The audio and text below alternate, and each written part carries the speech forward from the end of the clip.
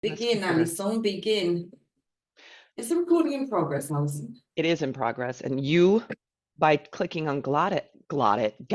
give us your consent to record. I consent to the recording. Mm. Good morning. So today, we'll be talking about horizontal versus vertical relationships. I'm infatuated with this idea. So thank you for going along with me today. Cool. Should I tell you where we learned about this idea of vertical and horizontal? Do tell me where we learned about it. Where did we learn about it? Where did we learn about it, Allison? We've been listening to a book called The Courage to Be Disliked. And in there, it is, it's like a parable that goes through Adlerian theory. And Adler was, I believe, a psychologist around the same time as Freud and Jung. And those two got real popular. Their stuff, mainstreamed, and Adler kind of ended up on the side. And he has a different theory of how the human psyche is formed. And anyways, inside of his theory, his Adlerian theory, is that there are vertical and there are horizontal relationships. And vertical relationships refer to those relationships where somebody either is smarter, more experienced, older, and like somebody is higher and somebody is lower. Think military, right? Like drill sergeant is higher than the recruits. And so therefore we listen to that person. That person screams orders and we do the thing.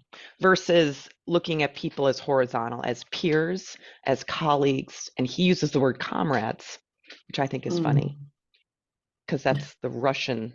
Isn't comrade German or Russian? I don't know.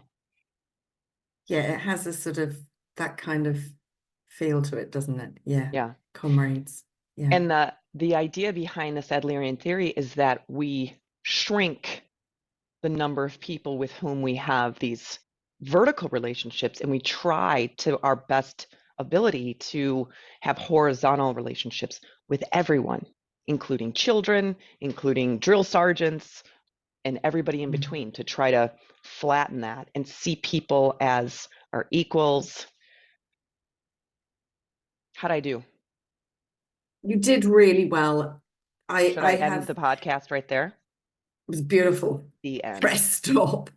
I love that you said we're listening. It made me, I loved it when you said we're listening to a book at the moment. The two of us together. The two of us with little crocheted blankets over our knees or going, I just loved it. This is what we're doing.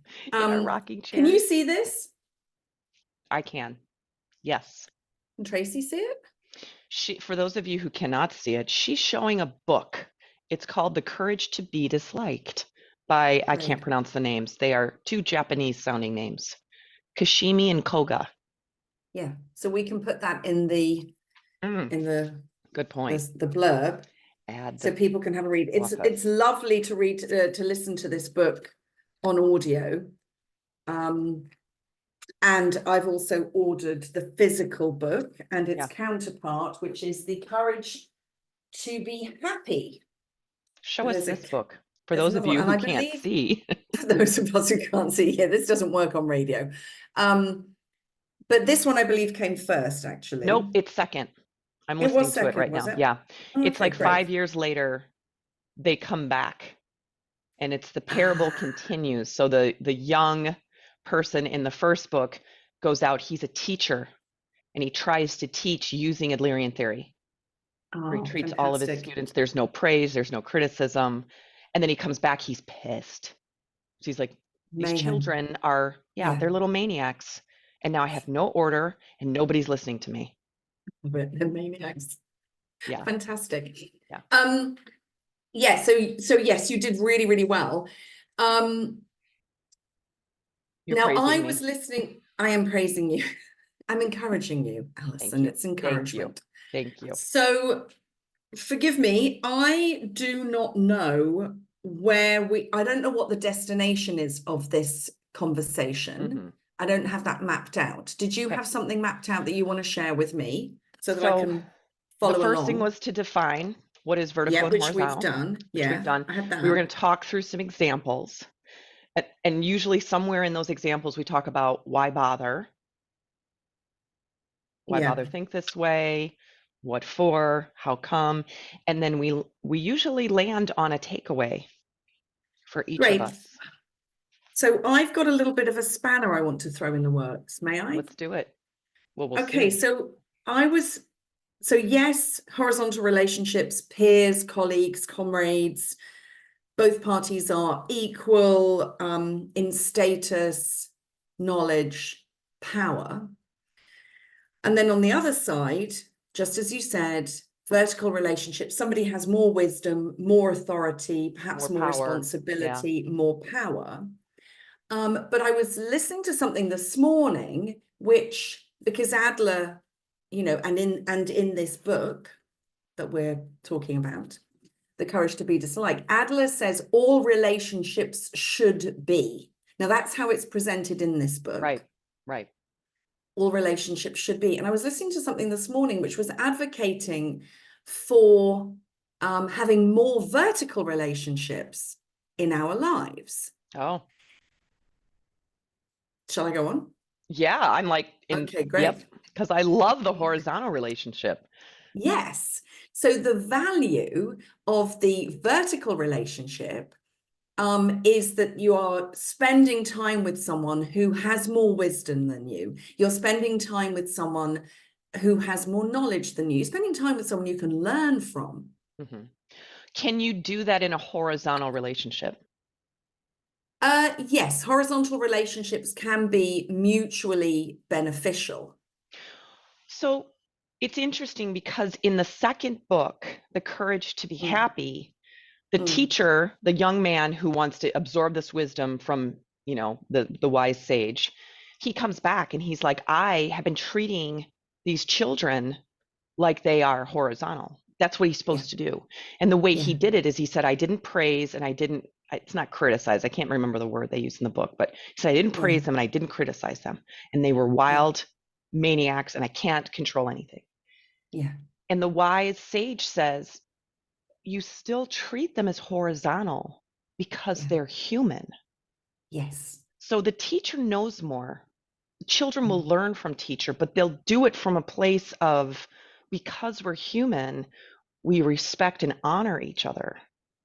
And he talked about like the democracy of a classroom. So I think that maybe you see vertical as like somebody might know more, somebody might have more power. I see it as a mindset. That if I think and we talked about this on our previous podcast, that there's like this comparison and competition that happens in the vertical, right? Because somebody's higher than us and we're trying to so you were saying, oh, you've done a TEDx and so therefore you're better than me. And actually the work, according to Adlerian theory, is to horizontalize our relationships, that we are all doing things in different places in our lives, but that we are all equal because we're human. Yeah, and I think, I've maybe muddied the waters by putting that piece into the conversation. But what I was sort of thinking about this morning was like, oh, the thing that makes the difference, like you started out by saying, the sergeant major who shouts at you, is that you can be in a vertical relationship or a relationship, if we take the language away, where somebody knows more than you or perhaps has more responsibility than you. So if you think about a family situation where the buck kind of has to stop with the, 35-year-old parent as opposed to the 5-year-old child. Right. Because the 35-year-old parent has more knowledge of the world and can drive the car, for example. You wouldn't say, well, we're equal, you drive it, kiddie. You wouldn't do that. Right. And yet within that relationship where there is a hierarchy, where there is a vertical plane, where one person has less experience or less knowledge and the other has more, within that plane, I was sort of thinking of it as a kind of like an axis thing. You can be treated Yes. with You can respect. always be Yes, this is horizontal with that always person. present and Yes. always available, not always present, but it can always be cultivated. It can Yes. always Yes. always be present should you work towards that. And the piece that was sort of coming into my head was, oh, the abuse of power. Yeah. That's where we get the problems Yes. in vertical relationships. But from what you're saying to me, you are still more leaning towards the Adlerian should not, all relationships should be horizontal, as opposed to. I would say, I would just shift it a little bit and say that there is always a possibility to be horizontal with anybody, whether it's a 5-year-old Yes. child or Yeah. you called it a Yeah. master sergeant, which sounds adorable.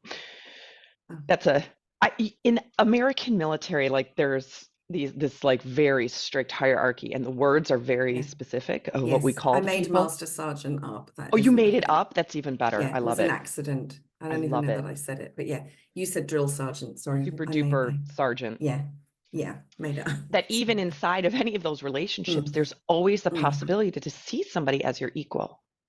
Yes. And that's what I love about this theory. Mm. Why do I love it? Do you love it?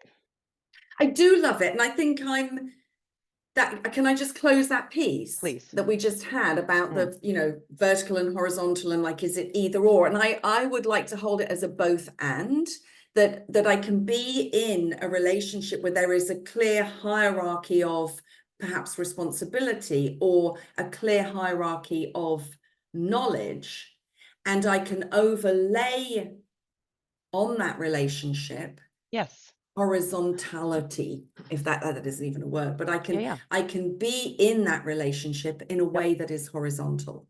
Yep. Yes. Without kind of saying, I'm not going to look at the fact that you have more knowledge than me. I'm not going to look at the fact that you might have, or I might have, more responsibility or power than you in this situation. Yeah. I'm going to hold this as, yes, I can see these pieces, and I'm going to be in this relationship in a way, as you said, mindset that is horizontal. Yes. Yeah. So it's a both and. Yeah. For me. Yeah. Yes. Yeah. I think so let's use some examples so that we can like Yeah, make make it this more real. real. Yeah.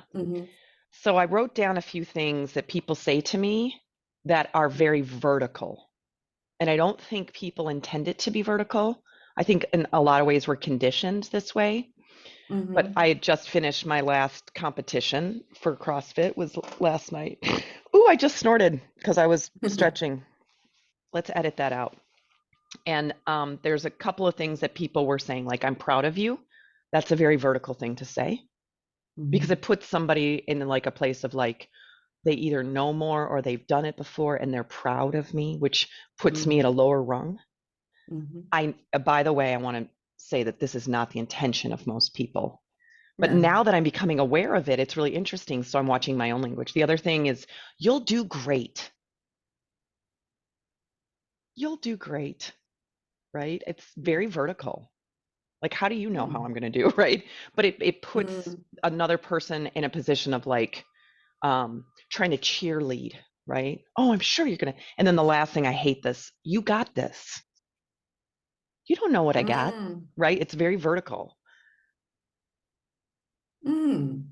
All of these sayings, these statements are meant to encourage us.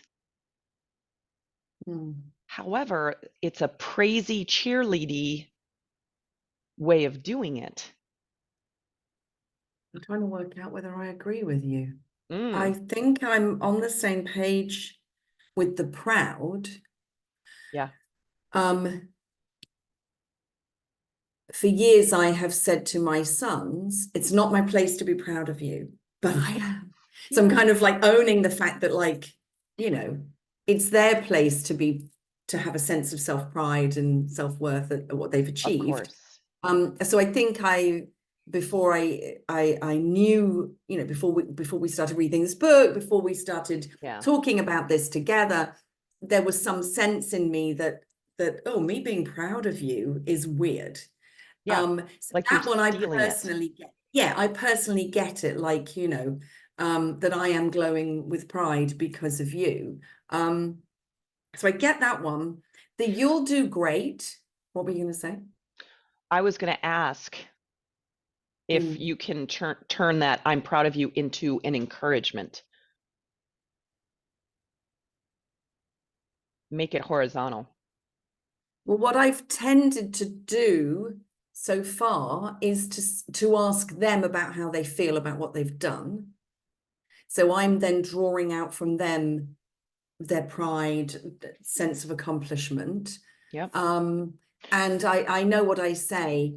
What I always say is, I'm so pleased for you.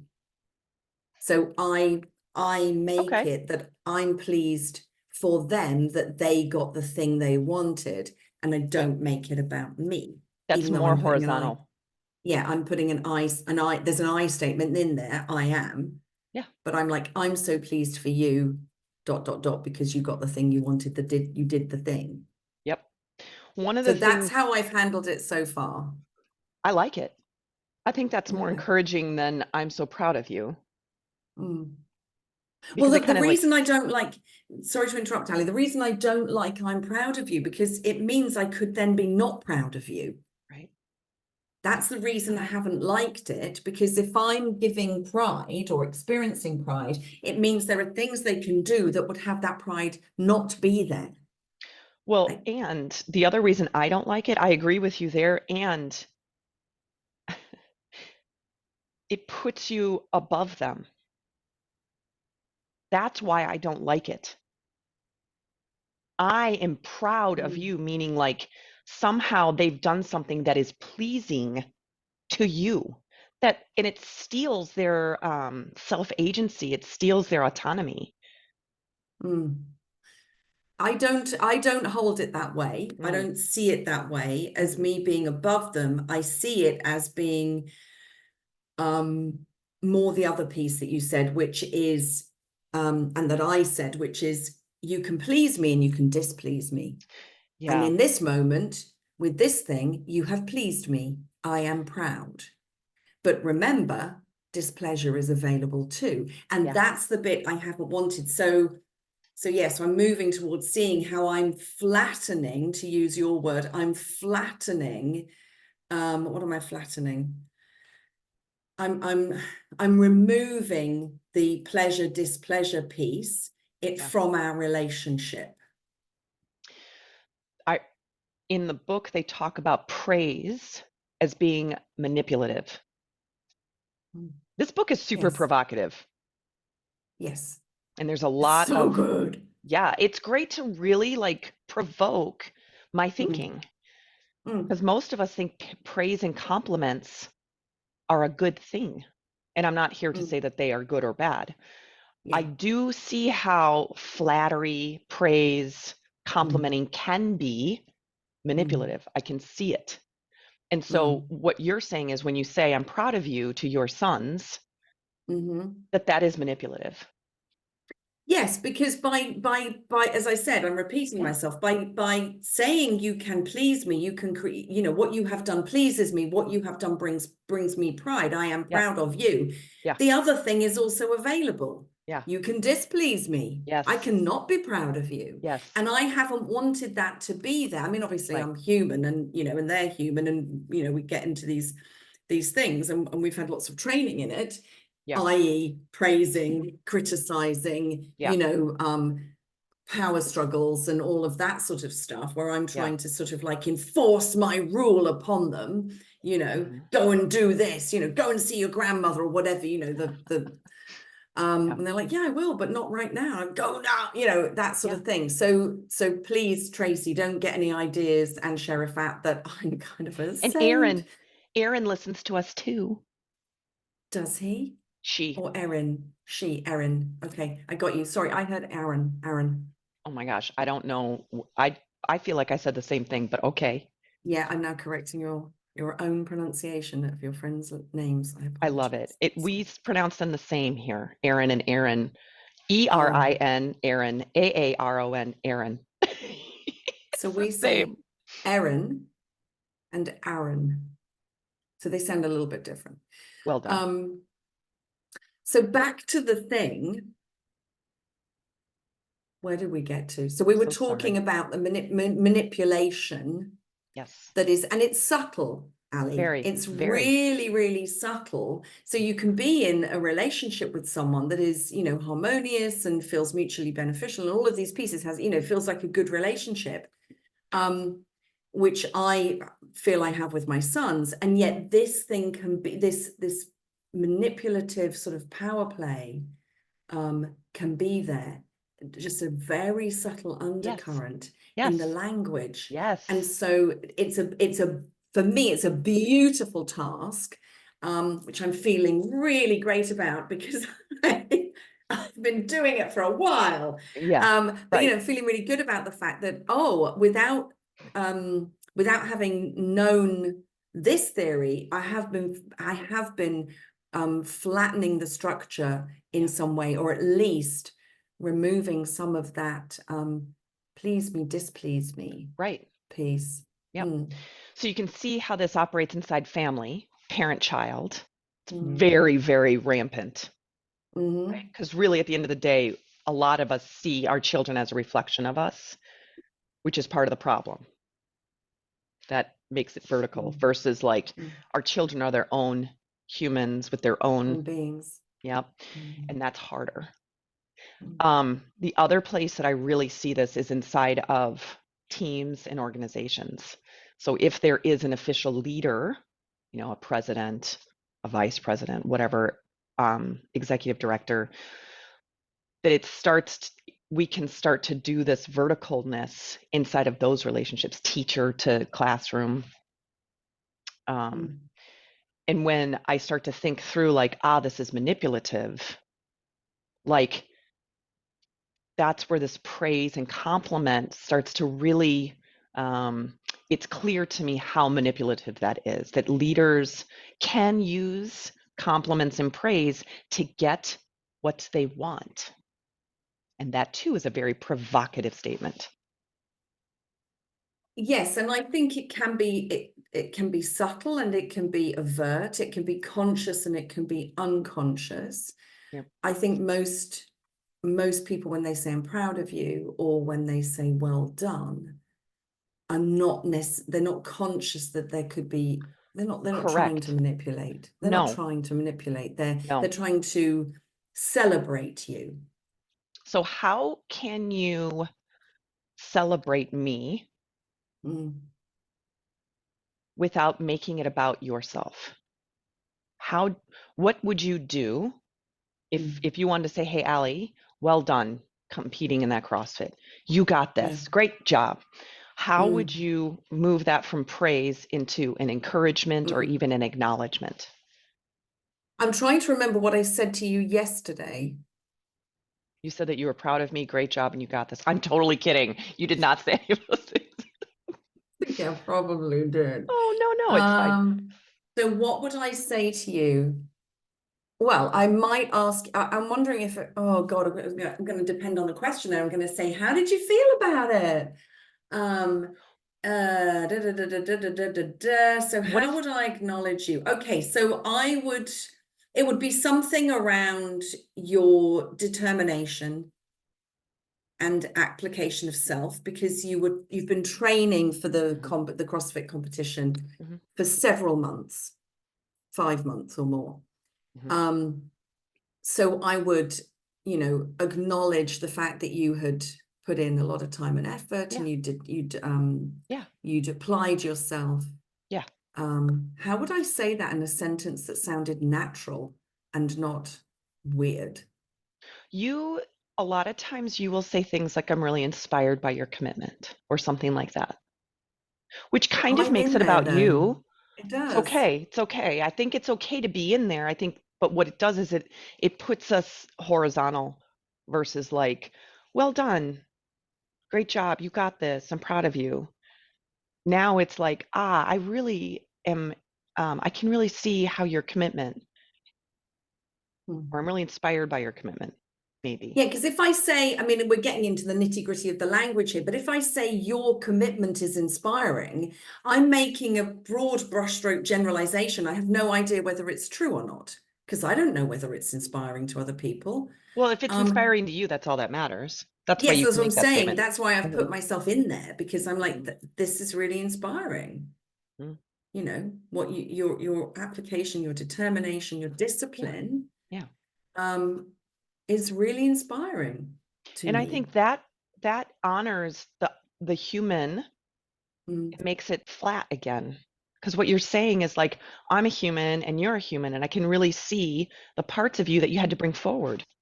I don't You know made though, it. because that means, well, it means you do things that don't inspire me. It means you Ah, can do things that don't inspire me. So I'm not convinced that that is, maybe it's like I'm really present to your commitment, diligence, and tenacity, or something like that yeah, but then we're speaking like people from, in from a a cult. Shakespeare play. Yeah. Yes, and so present to the Yes. da, da, da, da, da. Yeah. Yeah, I think that's a really interesting place, and you can tell that this isn't pre-planned, this conversation, No. because we've ended up somewhere we didn't expect to end up. Yeah. But I've noticed in the coaching group that you and I are in, Mm-hmm. that there's a lot of I'll own it myself. I've fallen into the habit of saying, great job, nice job. I love that you have blah, blah, blah. And I've been actively practicing removing that from Yeah. my language. And then again, we're in a particular environment there. It's a small environment of whatever, 30 people. We have created a language so we can say things to each other like, Mm-hmm. I am present to your commitment. I'm present to. So I have said that in that context because it feels like the lingo or the normal language that we would use there. And I have also practiced sharing how their behaviors have inspired me. But I'm wondering now, is that still me subtly suggesting that it's possible for them to not inspire me and for Yeah. me to look at them and go, there, Yeah. Yes. don't know, I don't don't know how either. to deal with that, Ali. Don't Well, know where to come from. yeah, I think so. I was looking in like what it was interesting about this book is that the title of the book is The Courage to Be Disliked, Mm, right? And I mm, love courage comes from the root. The root word is kur, which is heart. So courage, we find courage in our mm, heart.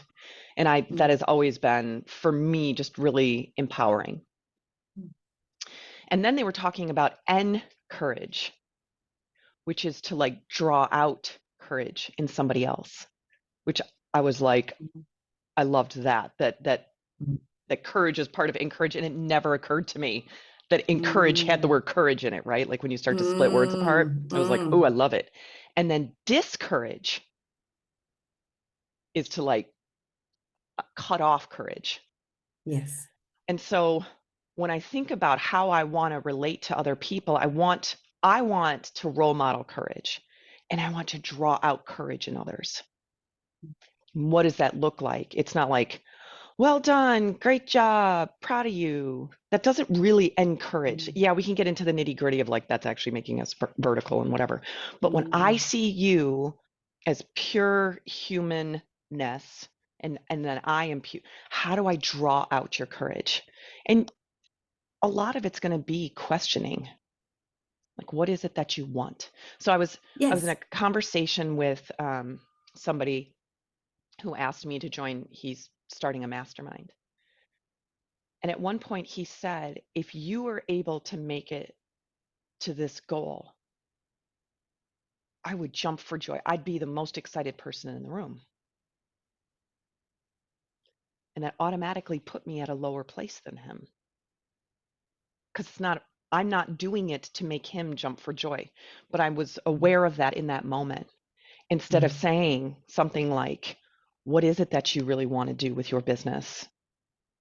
And wow, can you imagine what that would be like if you got there? mm. That is like drawing courage versus like, I would jump for joy if you Yeah. could do the thing. Yeah. Like he Yeah. didn't even check in if that was what I wanted. That's what he wants for me. Yeah. So Yes. yeah, Go. I breathed and stopped you. it's okay. I'm trying to, You said I, so. um,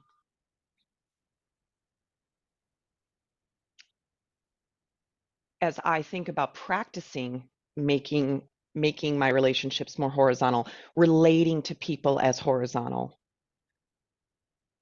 I can focus on drawing courage from them versus like beating the drum and cheerleading and like bells and Mm, whistles to try to like to mm, try to be the person who to put myself above them. I want to draw courage from them, which means I'm getting over there with them. I'm not out in front like mm. saying let's do it and let's do the thing. I'm standing next to them. Did that make sense? It did. It did completely. And it relates very much for me to our work as coaches, Yeah. because, and my favorite thing on earth, which is to elicit, elicit, elicit. Yeah. Don't Yes. only put something in if it's like life or death, and it's like, without this piece the wheels are going to fall off. Yeah. But to elicit, elicit, elicit, I love that. That's my favorite thing. Yes. For which So you've been the criticized. Oh yes. I can't remember, but yes, I'm sure I have. In our group, when you and I led, we were Oh, criticized were we for in eliciting? Costa Rica. Oh my God. Okay, yes, I'm vaguely remembering it. Yes. Yeah. Yeah. Obviously, I've blocked it out. It's too traumatic. Yeah. Yes. Blocked Let's it never out. speak of it again. Let's never speak of it again, Alison. Do not speak those words to me again. So I love that idea Yeah. of drawings, supporting somebody to become present to their courage, to Yes. what it took Yes. them to move themselves from A to B, from Yes. where they were 5 months ago, having never done any CrossFit, to where they were last night, powerlifting or whatever they were doing, and like giving it their all. Mm-hmm. Like, wow, I really like that. I Mm-hmm. think I'm seeing that our society is basically so set up to see it as a positive thing, to say, well done. Yeah. Um, I'm still not sure whether well done like, okay, I'm getting in a pickle. What is the difference then between congratulating somebody, which is a Celebrating. well done, celebrating somebody, Yeah. and also appreciation? Mm-hmm. I went round to a friend's house last night and she said, "Oh, I really like your hair long." I didn't feel manipulated. Mm-hmm. In fact, I think she said, "Your hair looks really nice long." Mm-hmm. Now, I didn't feel manipulated because I also think my hair's looking really nice at the moment So because then it's if you longer than it agree, looked. it's a nice thing. So, yeah, so Yeah. it didn't feel, but what if she had said, like, I didn't feel manipulated. I felt she was appreciating something. Mm-hmm. I think context matters. Yeah. When my mother says, "Oh, you look so lovely with lipstick on," that's manipulative. But What when would you, she? because she thinks I should wear lipstick. So if I do it, I am pleasing her. And when I don't do it, I am displeasing her. So that context is there because I've known her for 50 years of my life. She's been begging me to wear lipstick. When you say, "Allie, that color looks lovely on you, it really draws out, your gorgeous features," I don't feel manipulated because you haven't been begging me to wear this red North Face coat for 50 years. So context matters. And I think the place it's so subtle, it matters like where we're coming from. So when somebody says to me, "Oh, you've got this," usually it's because they don't know what else to say. And they're trying to be encouraging. And our society says, you should cheerlead people, that cheerleading is encouraging. And I will tell you, yesterday, when people were cheerleading me during the competition, it was pissing me off. I wanted them to stop because I was in my head. I was angry. I was in a lot of physical pain. That actually was distracting me. I was trying to focus, and it was like a mosquito just like buzzing my ear. I was like, shut up. So Was it what they it's were saying, or the fact that they were loud and disturbing your concentration? both. Okay. I was in a place. I mean, it had really very little to do with them. I was in my head. I was really frustrated. I was hurting. Um, I felt like I could be doing more and I just couldn't. Like my body was breaking down. I was maxing out. I was cramping. It doesn't matter. So in the midst of all of that pain and agony, to have somebody being like, "You got it, one more." I wanted to scream, "Shut up," because I couldn't do one more. Like it was insulting to me because it's like, do you not, like, just don't do that right now. I couldn't do another one. I needed to stop. Like the pull-ups, my forearms were cramping. I couldn't grip the bar anymore. And if you Yeah. can't grip a bar, you cannot do a pull-up. And so don't No. yell at me to do one more. Like I was already in my head about like, oh, like what am I going to do about my. So I think Yeah. context matters. Yeah, I agree, because again, that's probably manipulative. I don't know, to tell you I agree. This is so interesting. And I know. I really appreciate anyone who listens to this, because I actually feel we're discussing the stuff that is going to be the body of our Program that we're designing. Yeah. So actually I'm kind of like, we're really pulling it to pieces. We're not landing anywhere in particular. We're exploring. Yeah. And so, appreciation and thanks to anyone who joins in and listens, later and drops a comment or something. But Yeah. yes, I can see the point about context, because if I had an agreement with a personal trainer to Yeah. work with me and to encourage me to do one more than I felt able to do, Yeah. that would be the basis of our agreement. And they would also have a very specific eye on me. So they would, and I would be in communication with them about what was happening in my forearms, and they would see, because they'd be close up and right with me, they'd be able to see that I couldn't grip the bar. Right. I couldn't do this. Do you want to know something interesting? My trainer was there last night and he never yelled at me. He never said, you can do one more. Come on, Allison, you got it. Yeah. When he saw me do a lift really well, he would just nod at me. That was it. So he knows me. He has my context. He knows where I need someone to nod at me, and he knows when to keep his mouth closed because I can't hear him. Like it will annoy me. He knows me well enough now.